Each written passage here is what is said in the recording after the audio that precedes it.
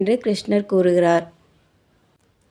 நம் வார்த்தைகள் கூட பல நேரங்களில் பல விளைவுகளுக்கு காரணமாகிவிடும். திரௌபதி, பேசுவதற்கு முன் உன் ஒவ்வொரு வார்த்தையையும் யோசித்து சிந்தித்து யாருடைய மனமும் காயம் அடைந்து விடுகிறதா என்று பார்த்து பேசுதல் வேண்டும். இல்லையெனில் அதன் தீய விளைவுகளை உன்னை மட்டுமல்லாது உன் சுற்றுப்புறத்தையும் மகிழ்ச்சியற்றதாக ஆக்கிவிடும் என்றார். திரௌபதியின் மனம் தனது தவறை சிந்தித்தது. சிறிது ஆறுதல் அடைந்து அமைதியானாள்.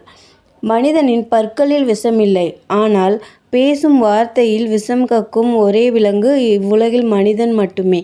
எனவே வார்த்தைகளை அறத்துடன் பயன்படுத்த வேண்டும். யாருடைய மனதையும் புண்படுத்தாதபடி சிந்தித்து பேச வேண்டும். நல்லதை நினைத்து நல்லதை பேசி நல்லதை செய்தால் விதி நல்லதை நடத்தி கொடுக்கும்.